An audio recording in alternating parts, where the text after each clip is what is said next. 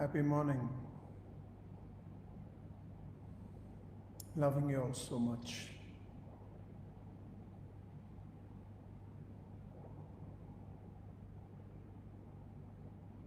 Let me start on a lighter note. It seems there were to the technical team a lot of feedback that came saying that during the live event we heard a dog was barking in the background.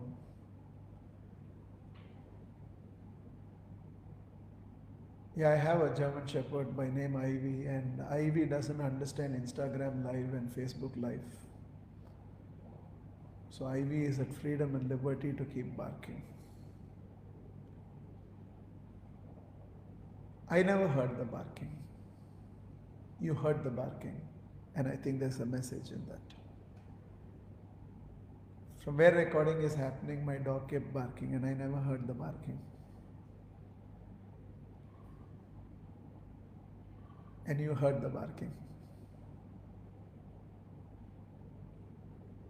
Whether it really happened or it's a story, we do not know, but passed on literature always have an element of exaggeration. But it is said how Akbar went for hunting along with his entire team. And it was time for namaz. So Akbar suspended everything and started his namaz. Barely into the namaz, a lady ran past Akbar through the battalion. And in the way she ran, her dupatta had touched Akbar. And Akbar was jolted from his prayer. He was furious. So he told the soldiers, go and fetch the woman. So they chased her, caught her, brought her back. And even before Akbar spoke, the minister said that as a subject of the kingdom, you have disturbed the emperor in his prayer. You deserve to be punished.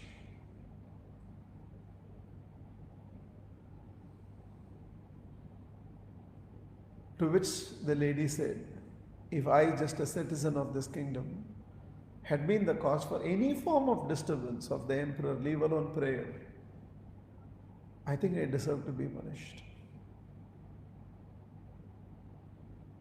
But am I permitted to explain myself for a moment before you pronounce the punishment for me? Akbar intervened and asked, what do you want to explain yourself? The lady said, I heard my husband scream. And my love for my husband was so much in that moment. All that mattered to me was I had to reach to him and be there for him. So I ran to help my husband. Honestly, I didn't see the emperor praying or all of you standing around because I ran in single-minded, focused devotion to help my husband. Permit me for asking this, she told Akbar. Permit me for asking this. What is this, my love for my husband? That when I ran to help him, I did not even notice the emperor. And what is your love for God? That when you were in prayer and you noticed me running and my dupatta falling on you, Akbar, in one of those magnanimous moments, realized it was a moment for transformation rather than reprimanding the woman. He accepted and moved on. I know it's very natural in the modern times where there is a tremendous amount of sensory overload. Multitasking has become integral to our life. We hear something else, we see something else, we read something else. When you should be listening to me, we type. When we should be typing, we check the mobile. Multitasking has become integral. And somehow life has orchestrated itself around us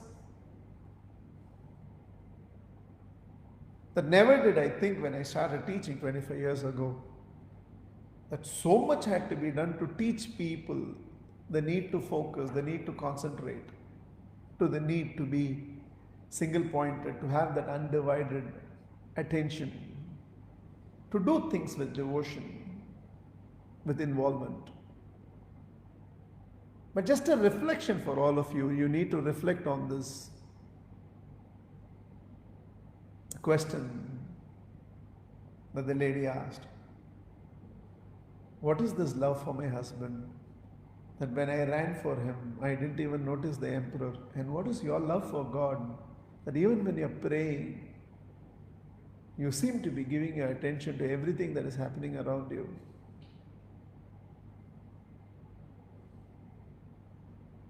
Neither the business scenario, nor the health scenario,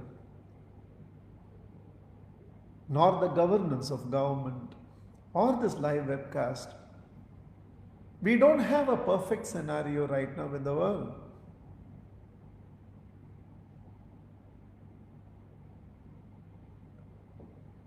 We can see a blessing even under these circumstances in all the aspects and all the dimensions of life. Or we can find a reason to complain and keep complaining, keep cribbing all the time about everything.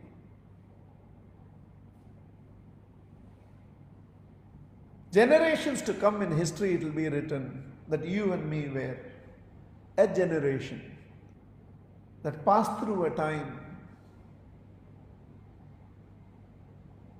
where the world experienced a transition, where from the most powerful man in the world to the most enlightened soul in the world, to the poorest of the poor, to the most immature, to the animals.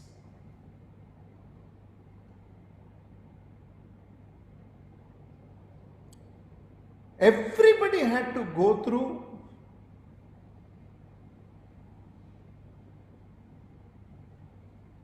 a transition where nothing is perfect. This scenario is unprecedented. All of us. And under these circumstances where it's not possible to go to a gym, or not everybody can go to their parks and beaches and main roads to exercise, and you don't have personal training and everything is happening through technology, we can keep complaining about it, or even in these circumstances, we can find ways by which, within the constraints, find the most optimum way by which you can still take care of your health. They don't have the perfect business scenario. Except a few that is considered essential commodities and medical, we don't have a perfect scenario. Everybody can blame everybody now. Blaming comes when you feel you are not in control. Whether it is the president of a country or a prime minister of a nation or an individual. The moment you feel you are not in control of the situation, we search for what and whom we can blame. It's such a natural part of human behavior. In fact, when the moment somebody starts blaming, criticizing, cribbing, pointing a finger at everything outside of them, it simply means they are not in control of the situation. They don't feel they can control the situation. That's what it means.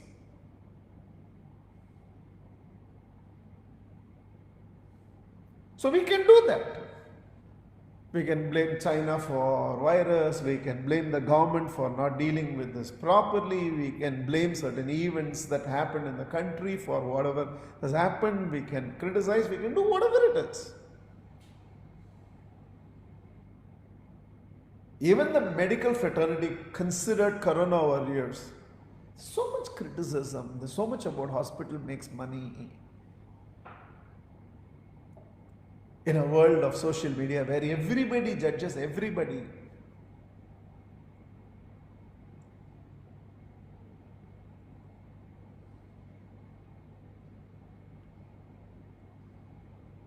How many common men even know that if I have to establish a good hospital with the right infrastructure, with all the right facilities in any of the metropolitan city, you can't do it without 100 crores.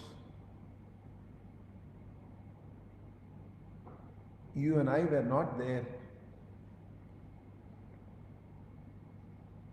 to create that 100 crores on which the hospital has come. And now we can keep blaming, we can keep criticizing. They put their life on the front line of risk than anybody else. And unfortunately, at the first sign of coronavirus, either at the first sign of your throat not being okay, or cold or cough, or sneezing or fever, at the first sign we don't take medical help. That time we think garam pani pee lo, sab theek ho jayega, haldi ka doodh pee lo, theek ho jayega. Not realizing a lot of this works in getting your system right, not in curing a disease after the disease has come. The disease has already come. And we take medical help after it has become so complicated, in an advanced stage. A simple course of antibiotic might have corrected this if we had gone to them in the early stages. High pressure.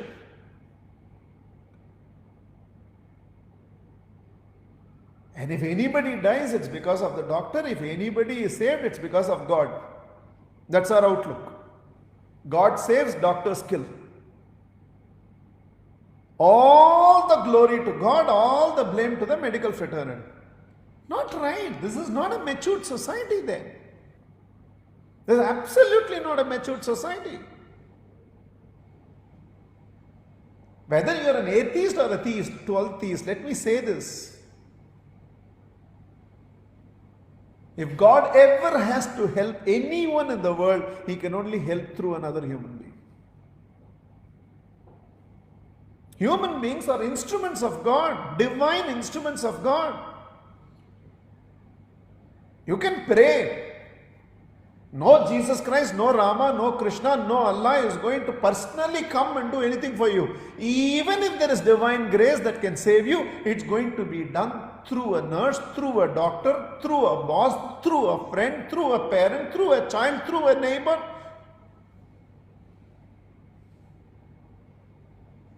Divinity touches human life only through a chosen instrument, and the chosen instrument here is people. God through teachers teaches you, God through doctors saves your life, God through enterprising people provides you with a job, and God through a teacher explains life to you. Every time anybody in any form has reached out to you, they are divine instruments, no question about it.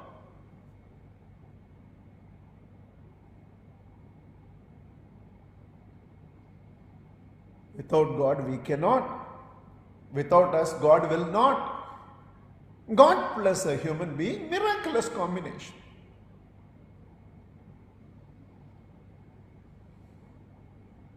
We can keep blaming.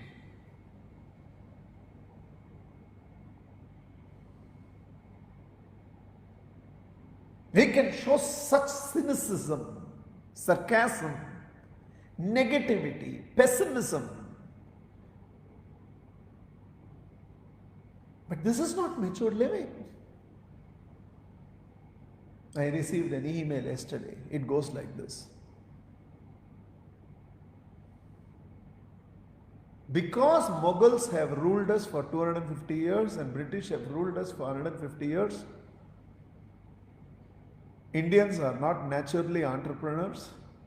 So here I am working for an Indian entrepreneur who has now come and told me, due to COVID situation, you have to take a salary cut. I'm regretting that I'm working for an Indian entrepreneur. Work for an American entrepreneur, German entrepreneur, Japanese entrepreneur. पैसा है तो it will be shared. नहीं है तो?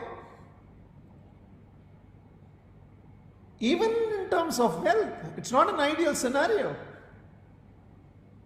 Dwindling inflows or no inflows. From where will the outflow come?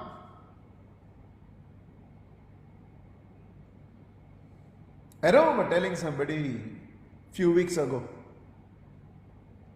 I'll keep helping till I reach a stage where I will start needing help, and if it continues like this, even I will need help. No inflows. From where? You dig soil, money doesn't come.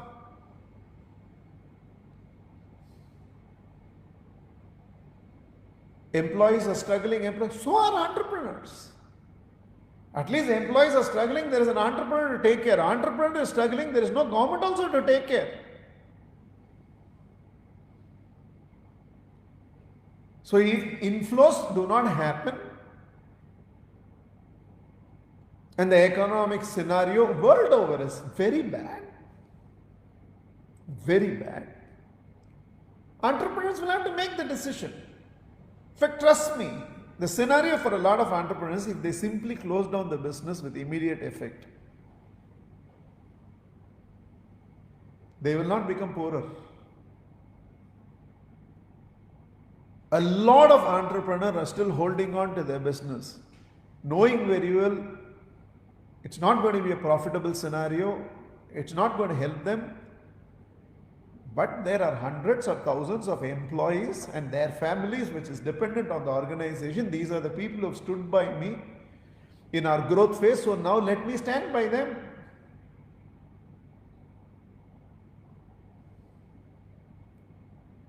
And if they decide not to close down the business, scenario 2, they have to let go of a few employees and at least reduce the cash outflows so that it's manageable.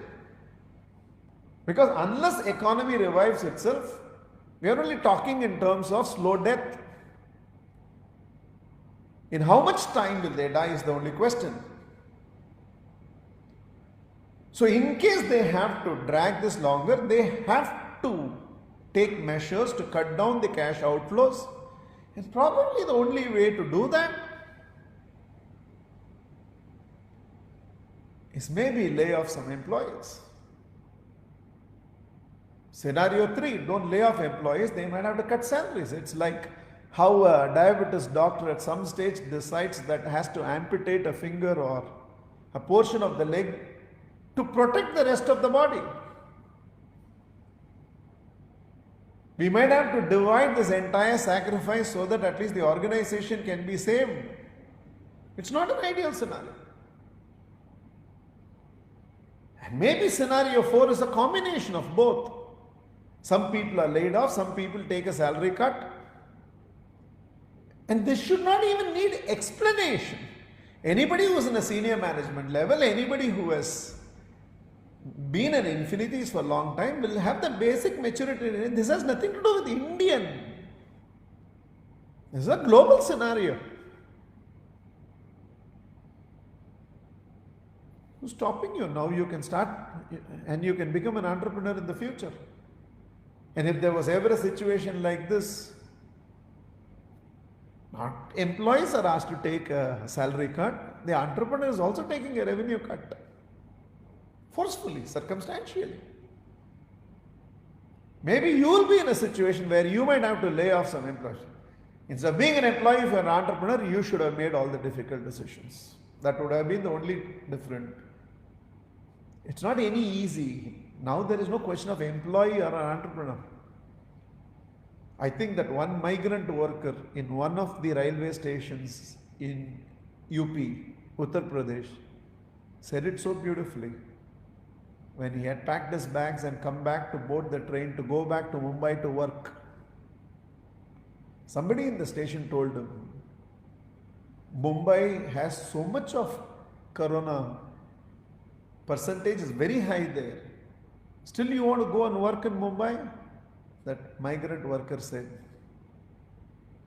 corona might kill, hunger will kill. So either I go and face the corona, it may kill me, it may not kill me, but if I don't go back to work, hunger will not only kill me, it will also kill my family. So might as well go and face corona rather than facing hunger and death. This is the scenario.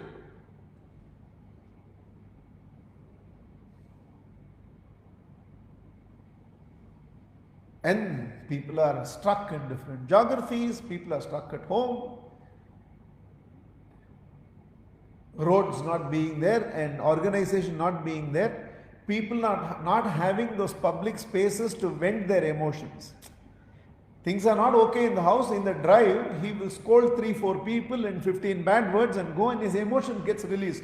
Now there's no place to release this anger.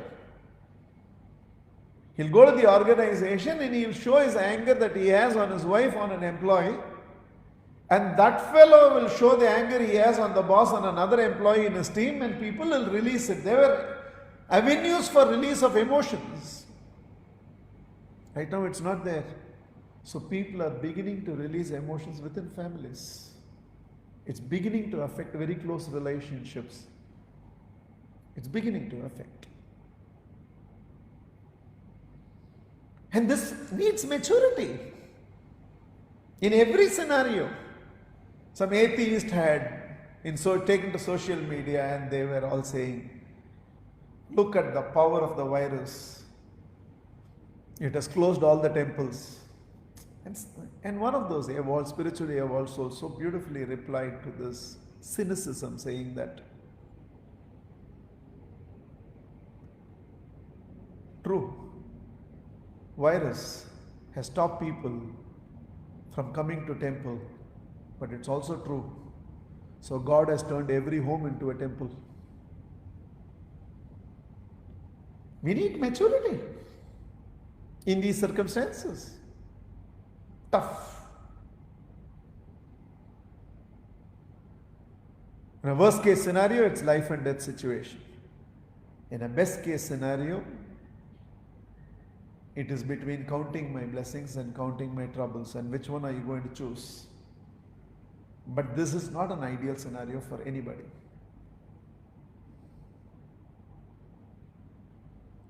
In fact, some time back, just about half an hour back, I was telling Ashrut, my son, if I was a teacher where I'm just going to go from memory, or if I'm a teacher where I'm going to say, let's discuss chapter 3, verse 22 right now, and from my memory I'm going to teach, this is okay.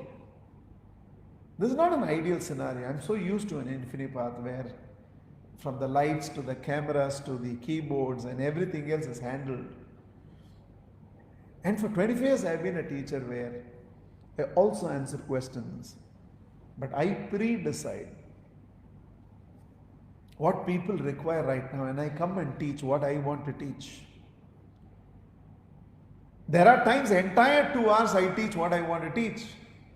Because somewhere I think we have to trust the intelligence that is guiding us. He knows what we need right now. Then the noise that is there in my own head. And I'm a people person, so I need to see those eyes, those tears, those smile, those laughter, those celebration, and it brings out. It reveals Mahatreya even to Mahatreya. And here I am. If I see laptop camera, which is where Facebook is at, then Instagram people send this thing saying that he was not making eye contact. So every day one new phone holder, iPad holder is coming. One more story. Whether you are interested or not, but I want to tell you one more story. It's not there in Valmiki Ramayana, but it is there in Kamba Ramayana, the Tamil version of Ramayana, which is not a translation. It is a very individual expression of Kamba in Kamba Ramayana. Ravana has one power and one curse on him. The power that he has is he can take any form of his choice. He has to think and he will become that form. And he also has a curse. The curse on him is if he touches any woman without their permission, without their consent, he will be burnt ash unto ash. How nice it would have been if there was a social curse like this. So many issues that we are facing in the world, we won't face it anymore. So he has this gift. He can take any form of his choice. And he has this curse. He cannot touch any woman without her consent. He will get burnt ash unto ash. So though he has brought Sita captive, he is not able to advance towards her because she is not accepting him. So very concerned, and he has taken lot of forms. He has taken every different form he could. In whatever form he went, Sita rejected him. Because the characterization of Rama and Sita by Valmiki as well as Kamba is, Rama and Sita did not even entertain in their thoughts anybody from the opposite sex other than each other. Rama never entertained any other woman even in his thoughts other than Sita. Sita never entertained any other man other than Rama even in her thoughts. Monogamy at thought level. So one day a very concerned Ravana is there in his room. The minister comes and he tells Ravana, I can understand your concern. What is the point in you trying to take all these forms? Because Sita will not entertain you in any other form other than Rama. So you take the form of Rama, she will fall for you. The moment the minister proposed this, Ravana would immediately ask the minister, if you, the minister, could have thought about it, you think I, the emperor, would not have thought about this idea? Let's pause here and come back to the story. Whatever suggestion you have has been tried and thought about. This is the scenario we have.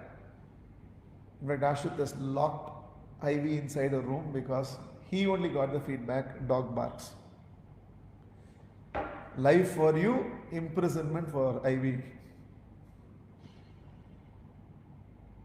Everything has been tried. So I was just telling Ashut, caught between this scrolls, and then Instagram will not continue after 1 hour, you have to do this. Rather than focusing on teaching, technology management, so more and more I think I feel I should take up. Even just now I asked, if we have to choose only one platform, do we go on Facebook or Instagram? Let everybody else come to that one platform that we choose, so that I focus on teaching rather than all this management. It's not an ideal scenario. Anyhow, I will not leave you with incomplete. The most beautiful part of the story is this. Ravana tells the minister, if you, the minister, could have thought about this idea, you think I didn't think about this? And then Ravana says, in fact, I took the form of Rama, but what can I do? The moment I took the form of Ravana says, I could not entertain another woman even in my thoughts. That very form is so purifying that the moment I took that form, I could not entertain another woman even in my thoughts.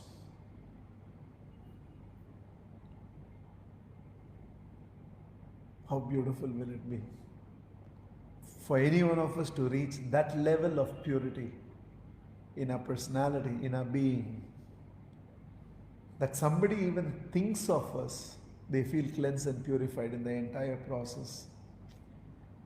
What an aspiration to live for.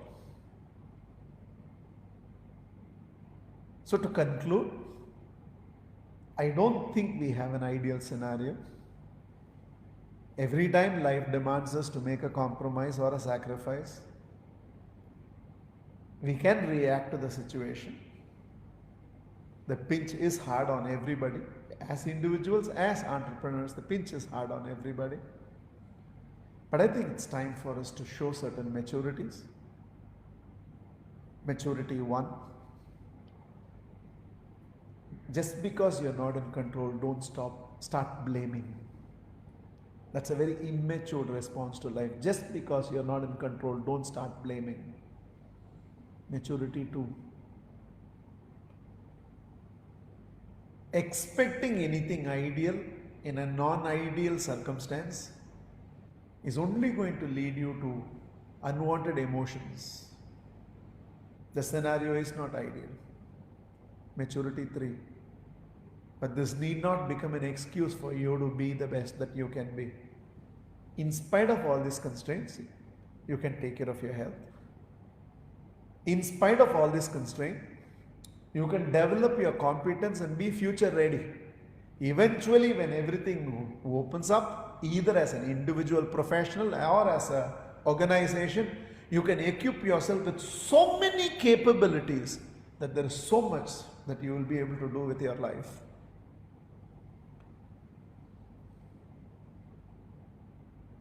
I think there has always been an acquisition of rich people and entrepreneurs.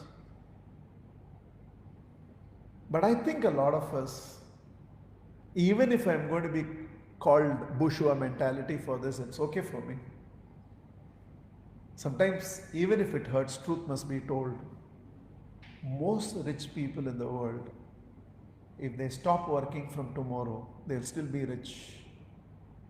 But if all the rich people in the world stop working from tomorrow, all the employees will become progressively so poor.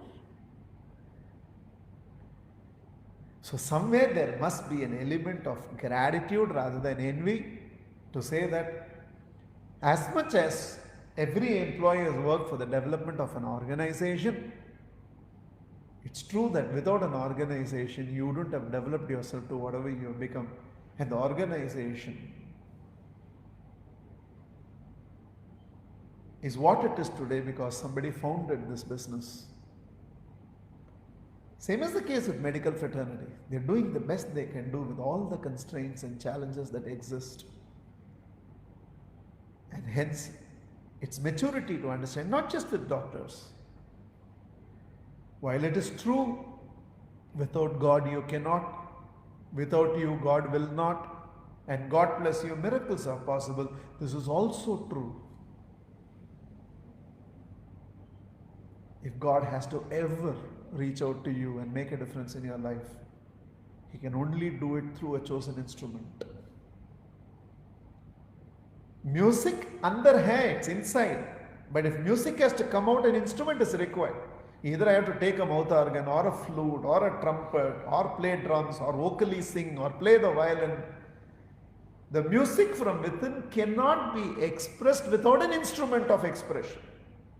God cannot reach out to creation without picking up another creation as His divine instrument.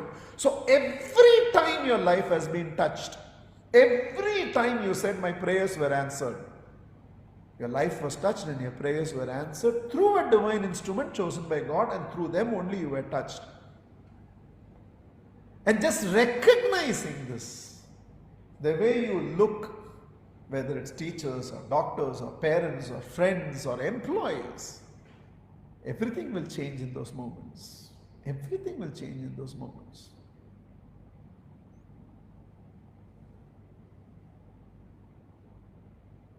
There's no time for selfishness right now. The scenario right now in the world is, even if all of us, to a marginal outlook, become unselfish, on the collective strength we will sail through this. But under the circumstances, if all of us stoop down even marginally, little more selfish, all of us will struggle a little more in this phase of life. Dr. Robert Schuller would so beautifully say, unselfishness turns even burdens into life, and selfishness turns even life into a burden. Collectively, we all need to be a little unselfish And that's the only ray of hope, that's the only light at the end of the tunnel for all of us. So I'll just exit and re-enter Instagram, and then I will see what are the questions.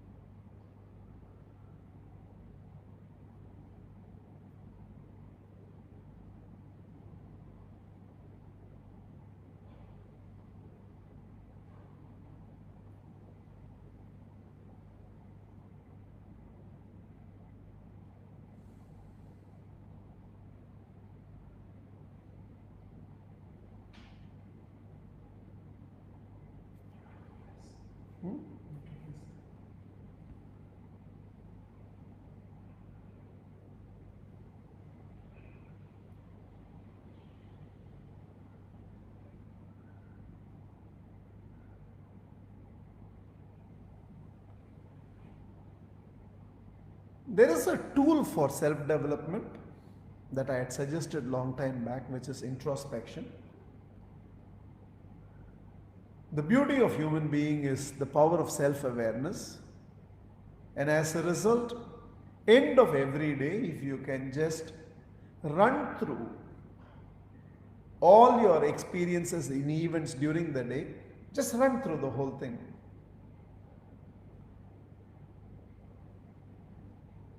Self-appreciating yourself and self-criticizing yourself for whatever you've got right and wherever you need a correction.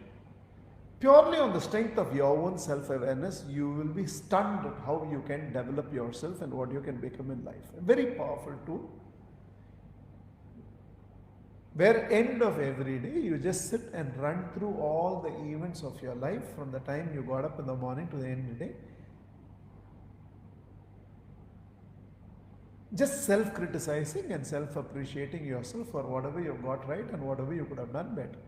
So the questioner is asking this question, that every time I start introspecting, I go off to sleep. Why does this happen?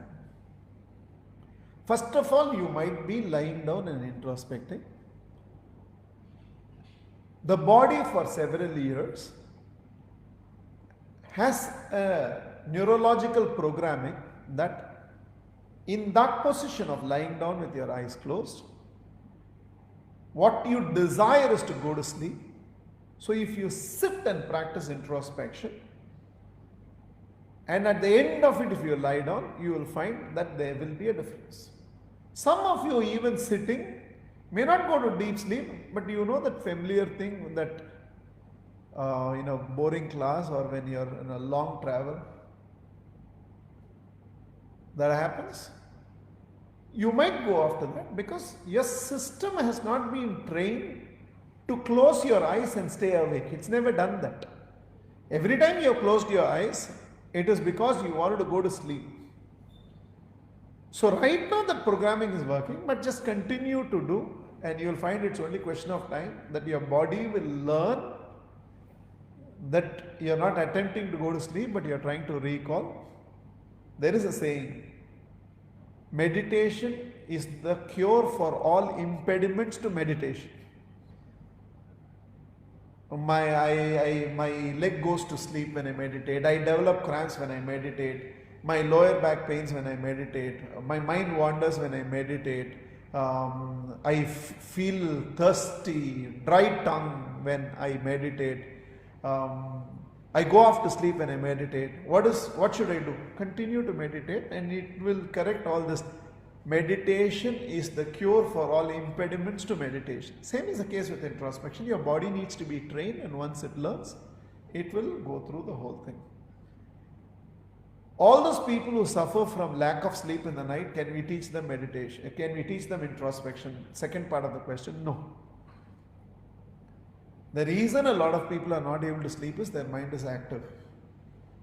And introspecting might make their mind even more active. This is for you. So I think if you can sit and introspect, you will find a difference.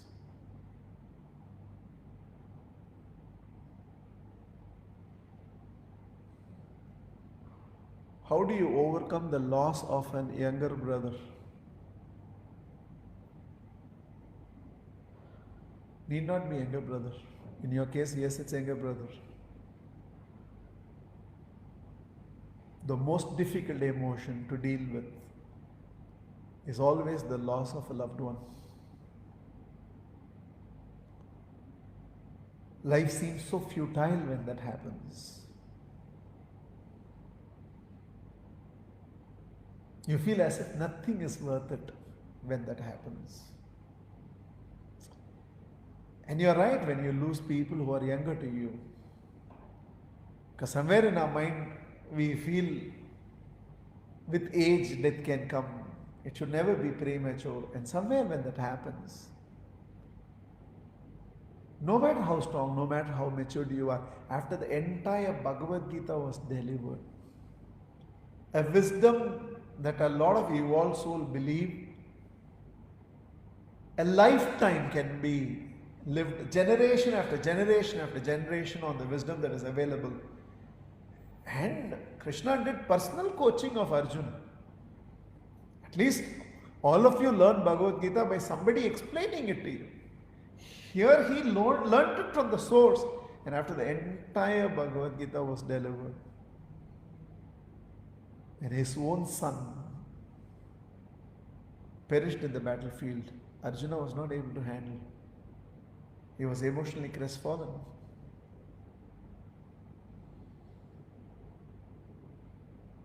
Jesus Christ on the cross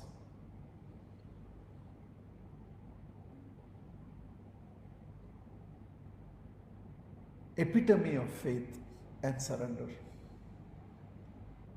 Messenger, Son of God, and yet on the cross.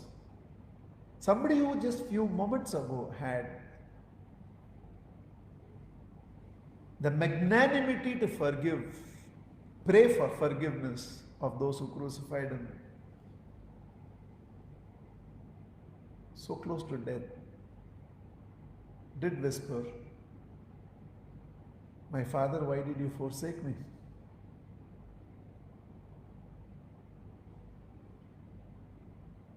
Man is not designed to deal with end.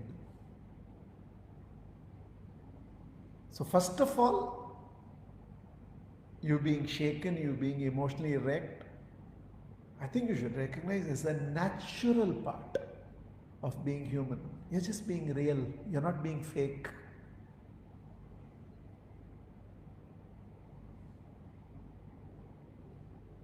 Maturity is not behaving as if nothing affects you. That's acting. So it's very natural part of the whole thing.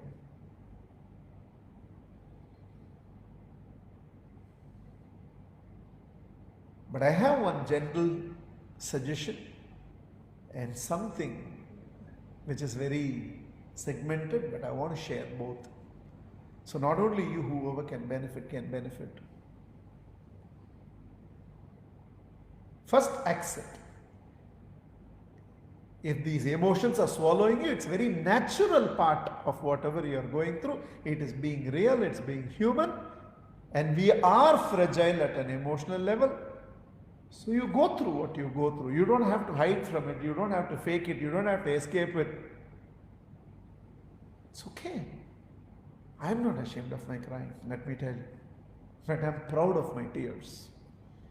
Every time I find myself in tears, I feel so real. I feel I'm living my life because God designed me to be emotional. Otherwise, He wouldn't have given me an emotional personality.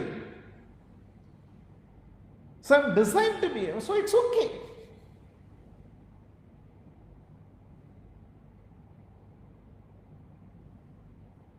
To know that in form, that person will not be there again for me to see, to know I won't be able to touch the person again, to know that I will not be able to hear the voice of the person again, is not easy for anybody.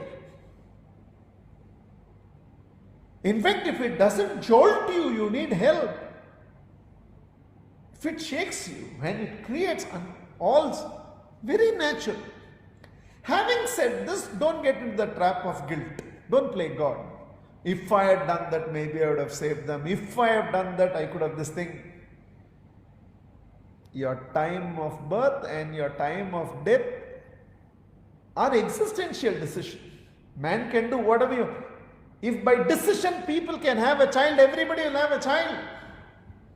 If by decision I can fix the time of birth, every infinities who want every child to be born at 11:11. You can't control that. It's a factor way beyond finite capabilities of man, finite capabilities of science. Even science, no, we decided to do a C-section. Even if you do a C-section, to get the child out exactly at the precise time, it's not in your control. And same is the case with the end. If the end has come, the end has come.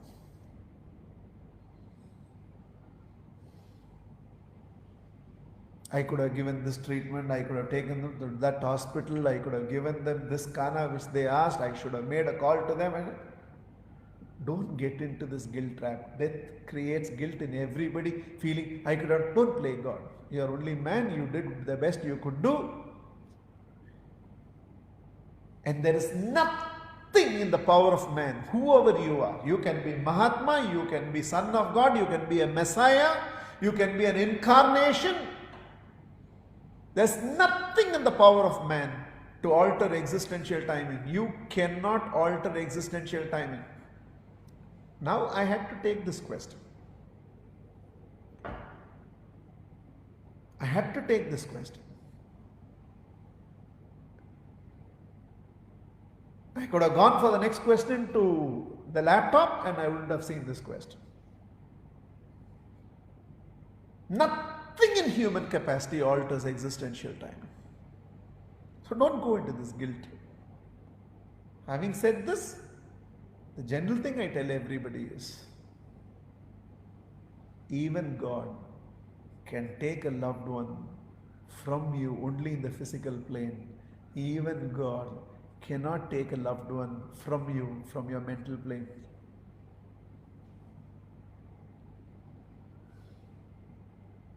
My brother lives in San Francisco. About 3 years ago, on August 28th, I lost my mother. My brother was devastated the most in the entire experience. He used to see her once a year and occasional video calls. Had to tell my brother, this is San Francisco, this is India. This is where in San Francisco you were there, and this is where in India Amma was there. Both of you were from two different geographies, and there was only limited interaction or relationship between the two of you.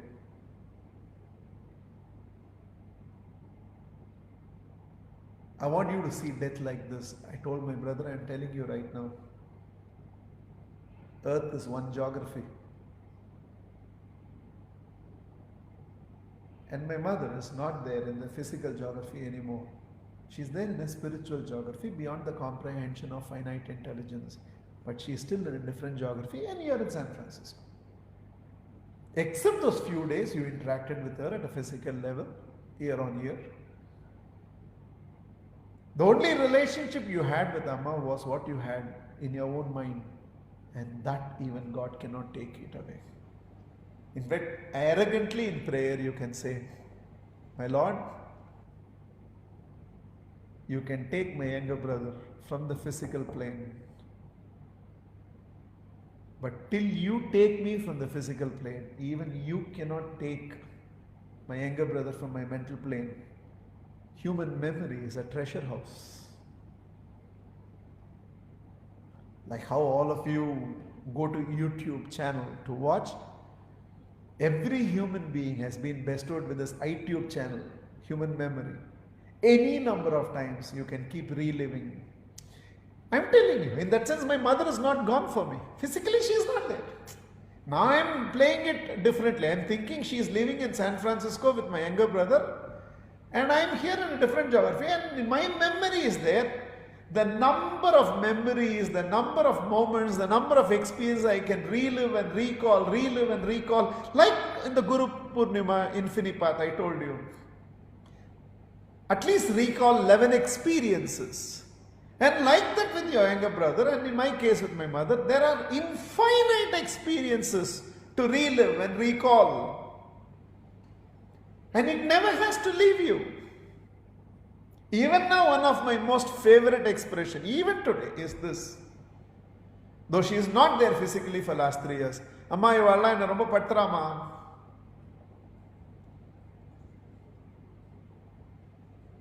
It actually means saying that why, mother, these people are troubling me a lot. You know, as if, my ivalla romba pattrama enna. Even now, that's one of my favorite expressions. And I feel I'm still talking to her. Because she is in a different geography. I'm still there in an earthly plane, and she is there in a spiritual geography. Leverage this treasure house. And don't hang a picture in the house as if, I don't know why we have a specific type of picture when we lose our loved one. When a person is alive, we have happy pictures, pictures of togetherness, pictures of various expressions, smiling. The moment a person dies, we hang a photograph of a person. Looking at it, you feel it's better they have died than being alive. No. What does it mean your happiest face with that loved one that you have lost? I won't use the word younger brother now because I want to generalize this. What is your happiest face with that person you have lost? Get a picture from that time and put it on the wall. Dead or alive, the very thought of a person should trigger bliss and love in you and not regret, remorse and guilt in you. If possible, create a wall, younger brother wall full of happy memories. Every time a guest comes home, post-corona, every photograph should enable you to tell another fascinating story. You should be able to cry, you should be able to laugh, you should be able to smile between tears and cherish and celebrate this. This is conquering life with human maturity. This is your way of telling God. Just because you have taken somebody physically away from me, you can't stop me from still cherishing, celebrating that they will still be a part of my happy recall, happy memories. There will still be a celebration in my life. And the very thought of them will still trigger bliss and love and not remorse and regret. You will miss them. You will always miss them.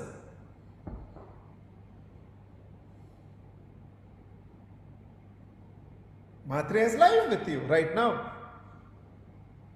At 11, 12, I will go into a different geography and we won't be able to relate. 1 week later only I'll come. In this 1 week, Matre can only be a cherished recall for you. It's not a live experience. And same is the case with having lost someone. Not trying to bring religion in. But for those of you who believe in karmic theory, please understand this. The soul, having attained its karmic fulfillment, will not remain in the body anymore. From where we see it, we call it death. If you understand spirituality, you will understand that soul has just been liberated from this body. Will you continue to sit in the vehicle after reaching the destination? You start your car, you want to go somewhere, you already reached the destination. Will you continue to sit in the vehicle or you will get down from the vehicle? That soul took this body as its vehicle for certain karmic fulfillments, and having attained that karmic fulfillment, why will it continue to stay in the vehicle? It has just disembarked. Either I can continue to see that as death and regret it, or scripture tells you it's a moment of liberation. They have been liberated from that body. So younger brother has actually attained a spiritual attainment. You and me are still having karmic debts to fulfill, so we are still embodied and still fighting through life and dealing with corona transitions and some of our loved ones.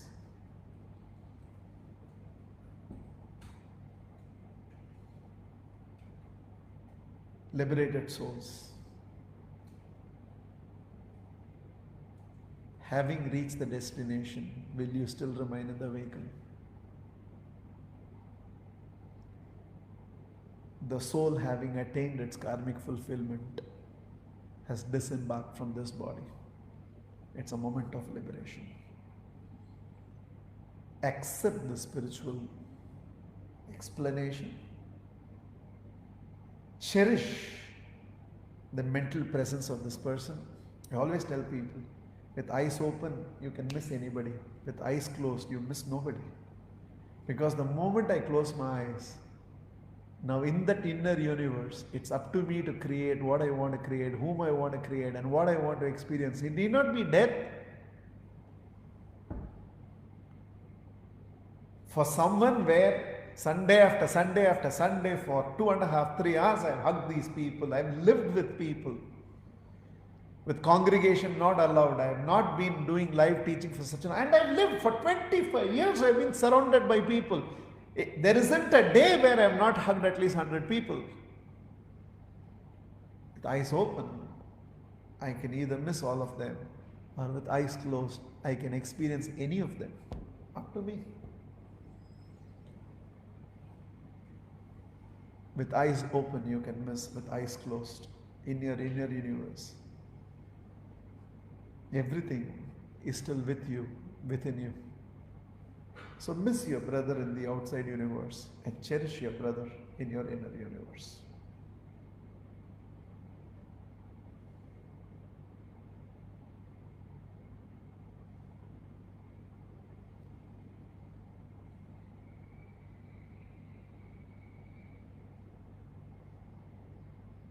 How to come out of schizophrenia?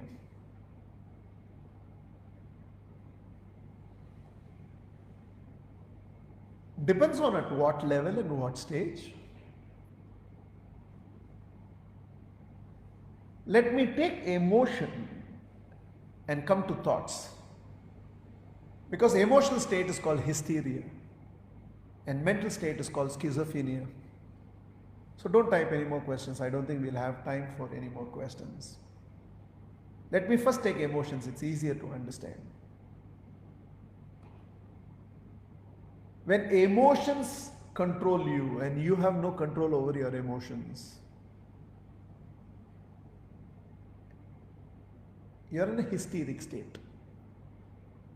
And I don't have to be a hysteria patient. All of us have our hysteria moments where the emotions get the better of us and we are not in control of what we speak, our actions, our decisions, our emotions control us. As long as you are in control of emotions, everything is peaceful. When your emotions gain control over you, nothing is peaceful, nor for you, nor for anybody around you. It's called the hysteric state. For all of us, state of hysteria visits us once in a while. A hysteric patient is permanently in that state. They are not in control of any behavior of theirs because their emotions in those moments control their behavior. So you need to help them. How do you help them? By finding ways by which, at a psychological level, at a psychiatric level, to calm down this entire emotions. Schizophrenia is where your intellect is not in complete control of your thoughts. You are in state where your mind acts independent of your intelligence. Because intelligence has discriminative power. Right, wrong, do's, don'ts, good, bad, evil. This is, it knows to choose between polarities.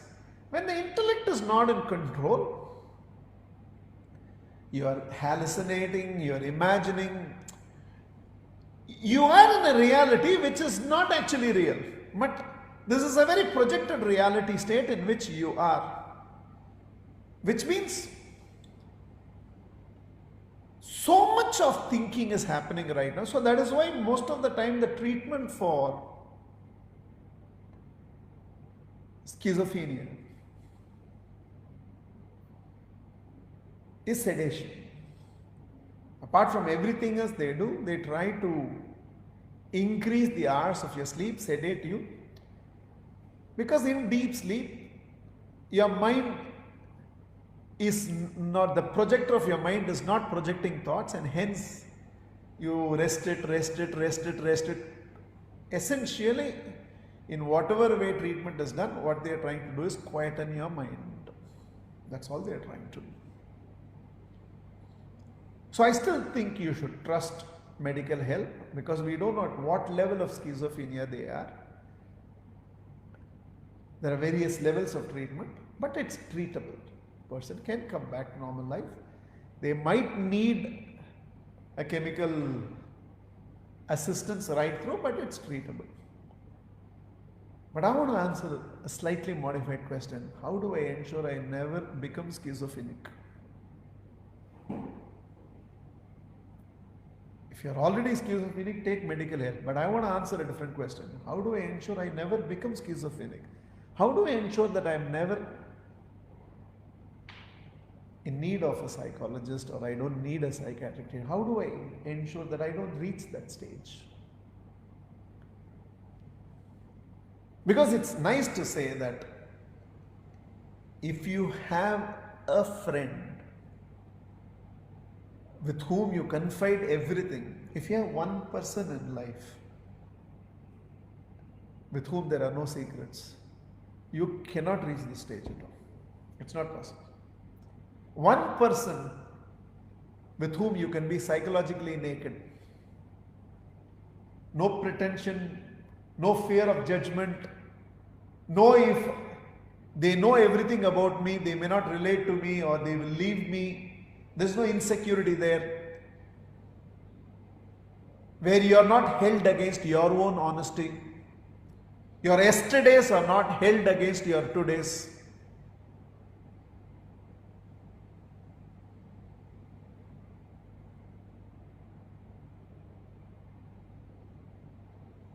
Out of context here, but let me just clarify this. There was a tremendous amount of stupid misconception that I'm seeing. Last time when I was talking about, out of context, but I need to clarify this after reading this. I teach in first person. So I have to realize, so what I will do in this situation, I teach in first person, because when you hear the I. So internally you feel it is you. If I keep telling you, when you keep hearing, you think you is me. So my nature of teaching is first. So when I told about how do you handle coronavirus and how you should not get emotional about it, and you can see through, even if I get all this, I kept speaking. I had been speaking in this eye. So a rumor has spread that I am corona positive. Okay, one rumor has spread. First, arrogantly, let me tell you that virus will die 2 kilometers before it thinks it can reach me. Arrogantly repeated. Okay. And it so happened from last Friday night to Wednesday night, my father had to undergo a surgery, so he was there in the hospital. I was completely there in the hospital assisting him in his surgery.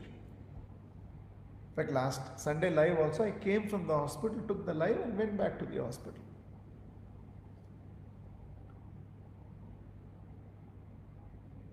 So people have linked a part of this video they have taken and said, even if tomorrow I get that in that eye, and they know that I was going and I was part of the hospital, they've linked this. So this one rumor has spread. So just now one person has said, I'm praying for you, okay, that you should turn corona negative. Okay.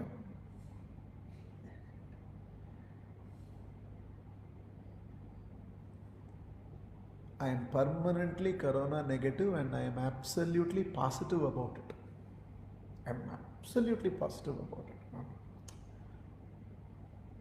So, how do you ensure? You need a friend in life with whom you can be psychologically naked. Nothing heals like honesty, and I need one relationship where I can be absolutely transparent. But I don't think we live in a world where there are enough matured people who will not hold your honesty against you. Those of you who have one such friend, it's worth even kissing that feet and saying thank you for being in my life. You don't have that, then what do you do? There's one thing which I've always said, I'm repeating it. Practice few minutes of silence every day. From the time you are born, the mind has been trained to think. You've done from your education system to your society to your peer group, everybody around has only taught you to think. We have never been consciously trained to quieten the mind. So the mind does not know to quieten itself. By decision, you should be able to quieten the mind, and you need to learn to quieten the mind. Practice non-doing and quieten your mind. It will make a lot of difference to you. 2. Repressed emotions, suppressed emotions for a prolonged period of time has this mental bearing in you where you start losing control over your thoughts. So release is required. It's got to look a little crazy, but there is something called catharsis. Catharsis is let go. It's going to be crazy, but it's worth doing it. Anytime you go through a period in life which is very repressive, anytime you're fighting an emotion where if you express it, it will hurt the relationship. If you suppress it, it is hurting you. Anytime there's moments of exploitation, you feel cheated, you feel betrayed, you feel victimized, you feel so helpless, you feel manipulated, and you find yourself in very helpless situations. People go through this, and you need help. Just lock yourself in a closed space and do gibberish. Gibberish simply means speaking in a language that you do not know. Gibberish is done like this.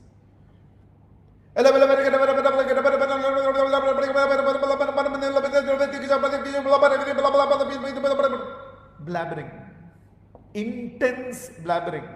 There's no passive blabbering. If you don't do it with intensity, it will not work. You can't do nothing will happen. It has to be intense, it has to be intense. And the body language is you're throwing everything unwanted out of you. Don't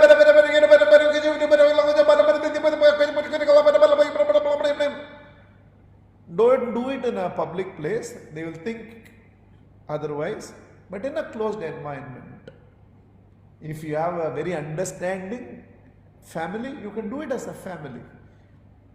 Choose 10 minutes a week and simply release it. I don't have the time to explain the entire science, but it's stunning. Telling you, if gibberish is consciously practiced for a few minutes, Matre, it looks like mad. That's what I'm saying. If you do this, you won't become mad. If for a few minutes you act mad, you will never become mad. That's what I'm telling you.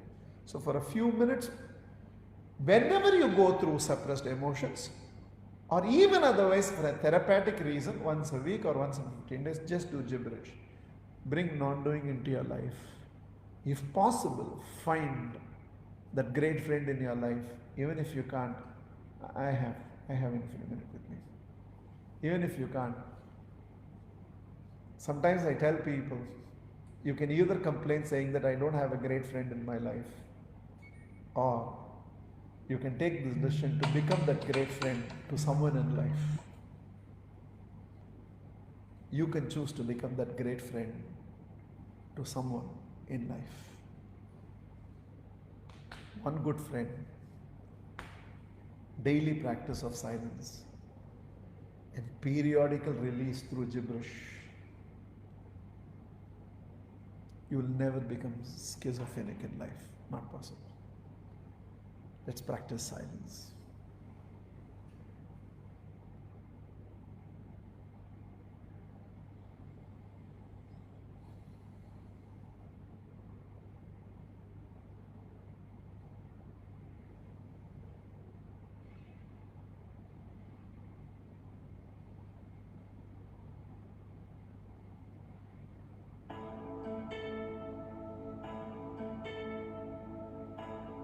Feeling thy presence, feeling thy grace, feeling thy radiance. You are my source of faith and strength. You are my path and destination, and I'm always connected to you. Nothing of me and everything of you. Lead me higher, lead me deeper, lead me beyond, lead me to you.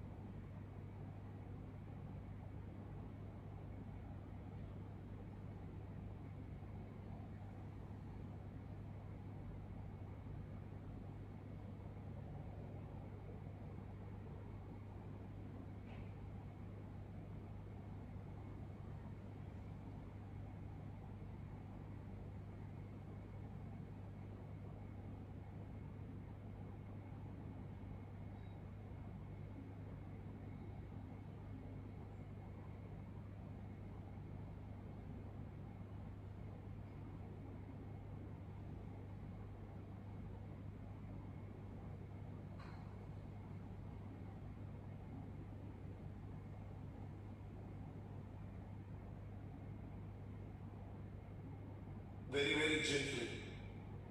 Please open your eyes.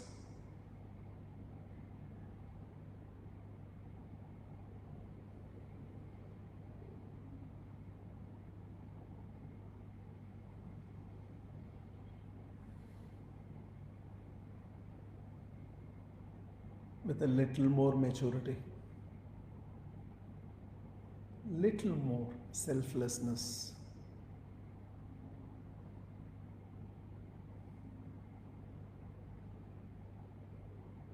choosing to be a great friend for someone, recognizing God's divine instruments in our life, choosing to count our blessings rather than looking at our troubles, sharing the load together.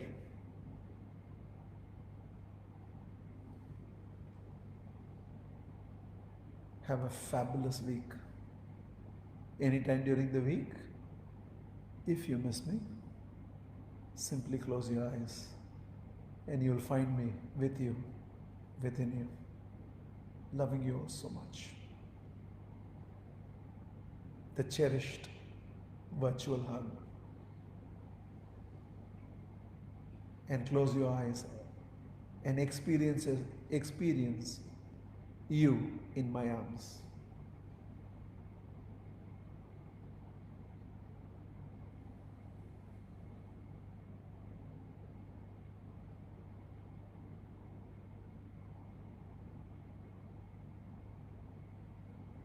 Love you so much. Thank you.